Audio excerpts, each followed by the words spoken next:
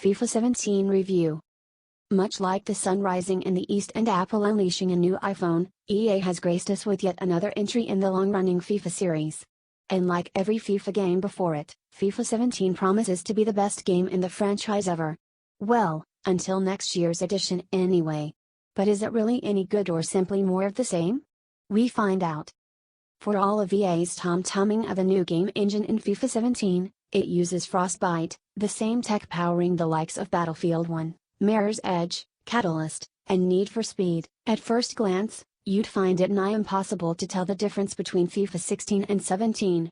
It's only when you celebrate a hard-won goal or revel in the franchise's penchant for mimicking television-styled presentation that the improvement can be seen. Even then, it is a lot more subtle than we've been given to believe. Player faces have enhanced fidelity, but there's little else.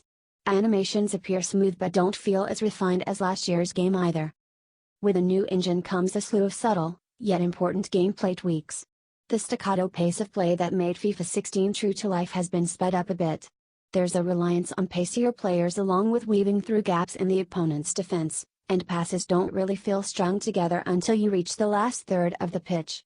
Passing is precise for the most part as long as you're not using any of FIFA 17's assist features. If these are on, prepare to seal on passes to players rather than to those closest to you. The same applies for switching. More often than not, you'll find yourself controlling a player furthest from the ball when the opposition is making and attacking a run, with only the game's barely competent team AI to help you out. For fans accustomed to the midfield-focused play of last year's game, this could take some getting used to. Also rectified are the magnet-like sliding tackles of FIFA 16. Now it requires a sense of timing, and getting it wrong will land you a red card more often than not. Taking corners has been reworked as well, though not for the better. It just feels like EA's added another layer of complexity to taking a corner, while paring down accuracy. Over extended periods of play it seems like a step backwards. Dribbling, which EA claims has been revamped, is also slower and less intuitive. As is shooting, and it takes perceptibly longer for you to launch a volley than in prior games.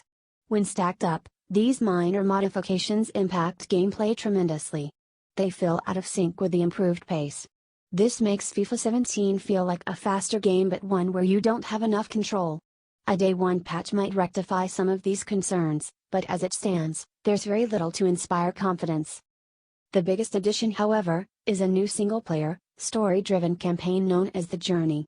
In it, you'll take control of Alex Hunter, a footballer making his debut for a top-tier club in the English Premier League. Before the launch it was rumored that you'd be playing for Manchester United exclusively, but in the final game that's not the case, and you're not limited to it.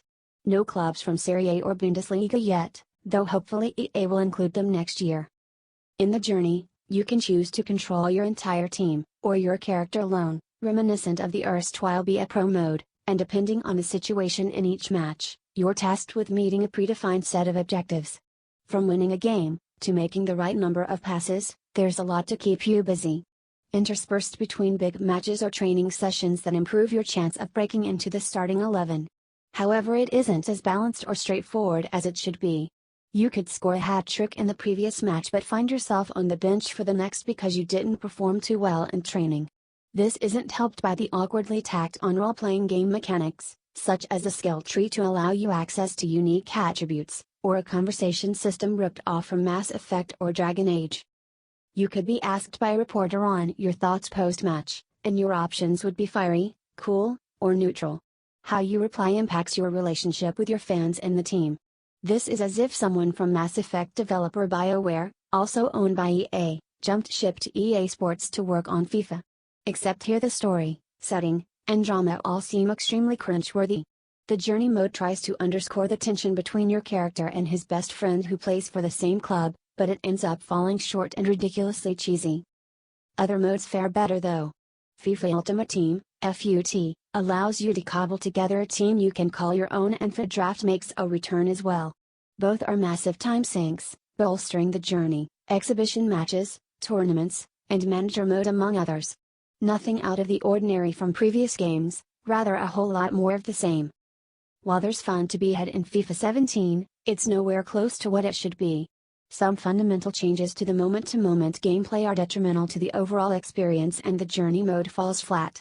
Rather, it's padded in all the wrong places. FIFA 17 isn't the best effort from EA, but it isn't the worst either. There is a better football game this year, and it isn't from EA.